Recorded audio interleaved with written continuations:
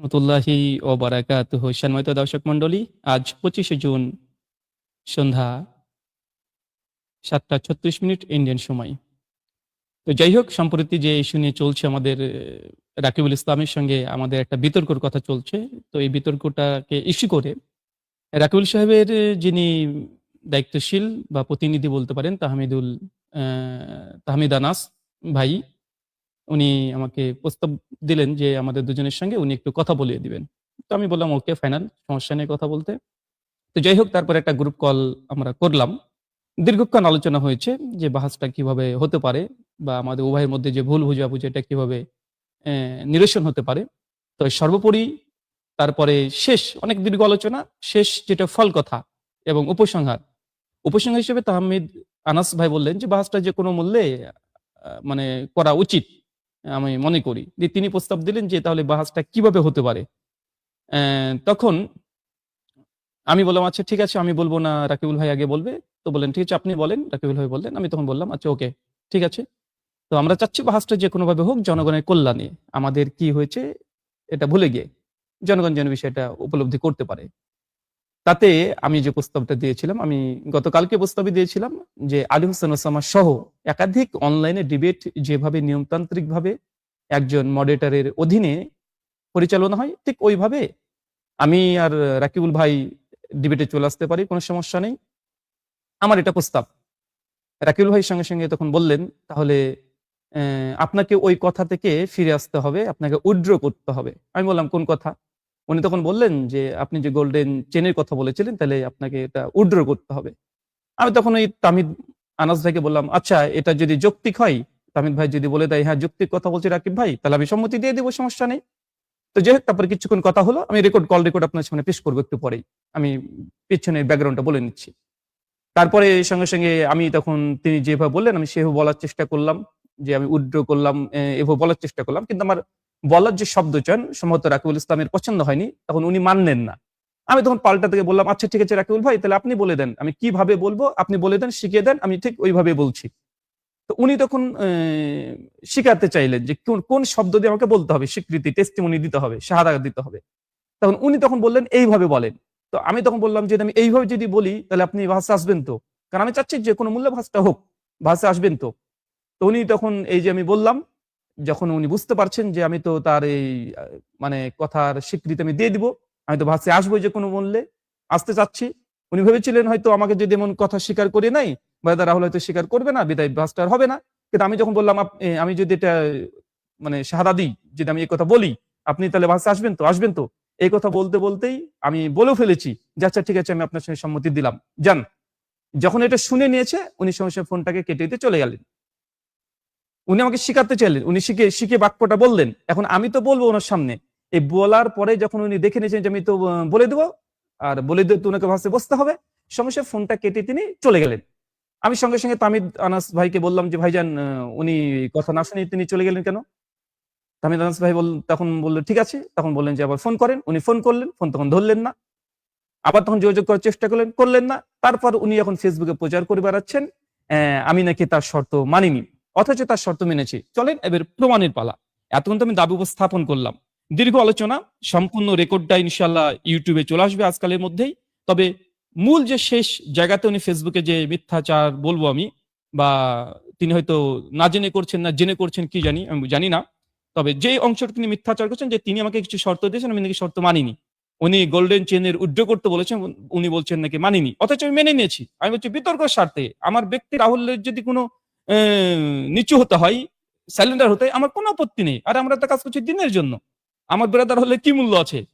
যদি আমাকে কোনো কিছুতে যদি আমার ব্যক্তি রাহুলের যদি অবনত হতে হয় বা কোনো ভুল স্বীকার করতে হয়, কোনো আপত্তি নেই। আর দিনের খাতিরে করছি ডিবেটটা বা আলোচনাটা, কোনো কিছুর লালসায় না। আর আমার ব্যক্তি রাহুলের তো আমি মনেই করি যে কোনো এখানে আমার মূল্য নেই। তো আমি তারপরে উনি যা ভাষা শিখে দিয়েছেন আমি তাতে সম্মতি দিয়েছি। উনি শোনার পরে ফোনটা কেটে দিয়ে চলে গেল। চলেন আমরা আলোচনাটা দেখে আসি। সরি, এখান থেকে জি। আচ্ছা, এটা হচ্ছে আমাদের তাহমিদ আনাস ভাই, এখন যিনি কথা বলছেন ইনি হচ্ছেন আমাদের মডারেটর ছিলেন।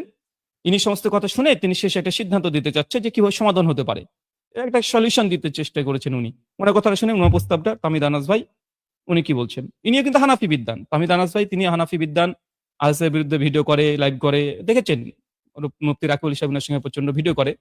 ইনিও আহলাসের সঙ্গে ডিবেট করে, ভালো আলোচনা করে। তো উনি প্রস্তাব একটা রাখছেন যে দুজনের যেন আমাদের কাদা ছড়াছড়ি না হয়।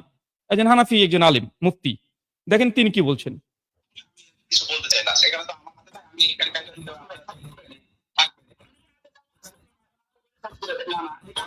যদি বলবো লাস্ট আমার কথা হচ্ছে, আমি যদি আপনি নিরপেক্ষ রাখতে চান। আচ্ছা, আপনারা আমার এই সাউন্ড শুনতে পাচ্ছেন কিনা একটু একটু ঘোষণা করবেন যে সাউন্ড আপনি শুনতে পাচ্ছেন কিনা। যদি সাউন্ড শুনতে পান একটু জানাবেন। হতে পারে ক্লিয়ার না আসতে পারে, যেহেতু রেকর্ড থেকে শোনাচ্ছে, এটা কল রেকর্ড যখন আসবে তখন আরো স্পষ্ট শুনতে পাবেন ইনশাআল্লাহ। তো এখন আপাতত আমি চেষ্টা করছি যে আপনাদেরকে এটা খুব সুন্দরভাবে যেন শোনানো যায় সেই ব্যবস্থা করছি। তো তারপর আপনার এখানে কমেন্ট করেন যে আপনারা ঠিকঠাক সাউন্ড শুনতে পাচ্ছেন কিনা দেখি। আচ্ছা, আমি চালাচ্ছি। যদি সাউন্ড ঠিক শুনতে না পান আপনারা কমেন্ট করবেন। উনি বলবেন যে না, আমি বসের সকলেই সঠিকটা জানো, সেজন্য রাকিব সাহেব ওনার যে দাবি যে গোল্ডেন চেনের বিষয়টা উনি ছেড়ে দিবেন। আর রাহুল ভাই বলবেন যে আমি এখানে মানে এই বসের সাথে আপনার কথাটা উনি উঠেও করেছে, মানে এখানে মানটাও কোনো ইচ্ছা আসে না। উনি বলছেন আমার কথাটা আমি উঠে করে নিয়েছি। আমার মনে হয় এই কথা উভয় পক্ষ থেকে সেক্রিফাইস যদি করেন তাহলে আমার মনে করবো যে উভয়ই বাসে বসতে আগ্রহী। আর যদি কেউ একজন না করেন আমি মনে করবো যে বাসে বসতে আগ্রহী না। আচ্ছা আচ্ছা, একদম একদম পরিষ্কার আমি একটা বাংলা কথা বলে দিই। যেহেতু শর্ত যা দেওয়া হয়েছে শর্ত, আমাকে কথা বলতে না, উনি কথা নিজে মানে উনি নিজে কথা বলবেন। উনি উনি উনি উনি কার কথা শুনবেন না, মানে এটা একটা অভ্যাস। আচ্ছা, আমার কথাটা আমাকে বলতে দেন ভাই, আমার কথাটা আমাকে বলতে দেন নাকি ভাই। বাহাসের দিনে অনেক সময় পাবেন কথা বলার, বাহাসের দিনে অনেক সময় পাবেন কথা বলার, সেদিন কথা বলিয়েন।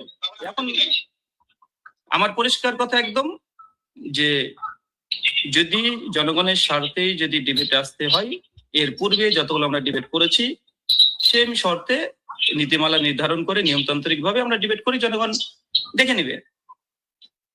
আর যদি রাকিব ভাই যদি বলে যে না গোল্ডেন বাহাসের স্বার্থে, আমি বলছি শেষ করতে দেন। আরে ভাই শেষ করতে দেন রে ভাই। রাকিব ভাই একটু ধৈর্য ধারণ করেন। শুধু কোরআন ভালো করে পড়লে হবে? ইন্নাল্লাহা মা'আস সাবিরিন আজ যাবে কোথায়? কোরআন পড়ে শুধু আমল করতে হবে তো নাকি? একটু আমলটা করেন, একটু আমল করেন। শুধু কোরআন শুদ্ধ হয়ে পড়লে হবে? একটু আমল করতে হবে না? কোরআনের হক, কোরআনের প্রতি আমল করা।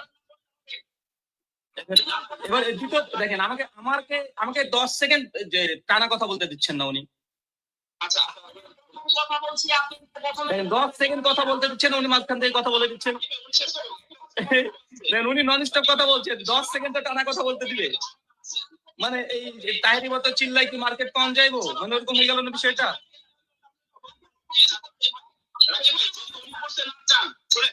তো কথা তো বলতে দিতে হবে আমাকে নাকি?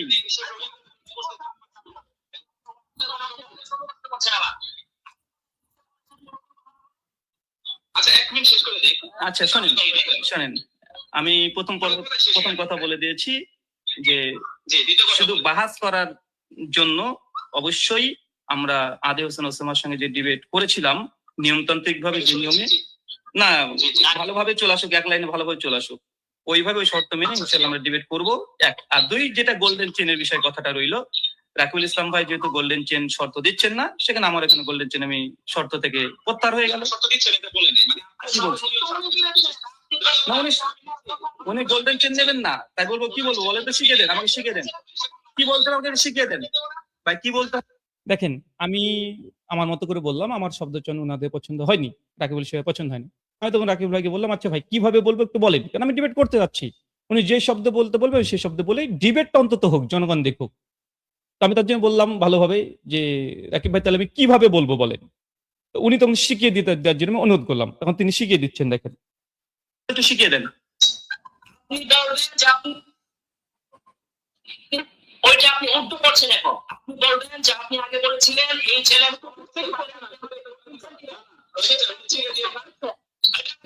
আচ্ছা তামিদ ভাই বলেন উনি যৌক্তিক কথা বললেন কিনা। যদি আপনি তামিদ ভাই আপনি যদি বলেন উনি যৌক্তিক কথা বলেছে, তাহলে আমি ওনার সঙ্গে এগ্রি করে বলে দেবো। বলেন তামিদ ভাই আপনি। তো এখন আমি সঙ্গে সঙ্গে বললাম, উনি যে লাইনটা বললো যদি এটা যৌক্তিক হয়, যিনি মডারেটর ছিলেন তাকে বললাম যদি এটা যৌক্তিক হয় তবে ভাই আপনি বলে দেন হ্যাঁ এটা যৌক্তিক কথা বলেছে, আমি সম্মতি দিয়ে দিব, আমি এগ্রি যে তার কথা যৌক্তিক হয়, আমি সঙ্গে সঙ্গে সম্মতি দেবো। তো যিনি সভাপতি সাহেব ছিলেন তিনি বললেন না আমি এখানে কোনো কিছু সিদ্ধান্ত দিব না। আমি ওকে ফাইনাল। এরপরের কথা দেখেন, উনি রাকিব সাহেব যে বাক্যটা শিখে দিয়েছেন, আমি তার প্রতিনিধিকে বলেছি যে আপনি বলেন, উনি হানাফি বিদ্বান, যদি উনি সত্য কথা বা সঠিক দাবি করে থাকে আমি সম্মতি দিব, সমস্যা নেই, কোনো সমস্যা নেই, সম্মতি দিয়ে আমি আসবো। তো যিনি সভাপতি সাহেব ছিলেন তিনি বলেন আমি এখানে ভাই কোনো মন্তব্য করবো না। আমি ওকে ফাইনাল। তারপরে দেখেন আমি বলি আমি গোল্ডেন চেন নিব না কেন? আমি তো নেবার জন্য বলতেছি। মানে উনি বাহাস করবেন না, গোল্ডেন চেন নেবে।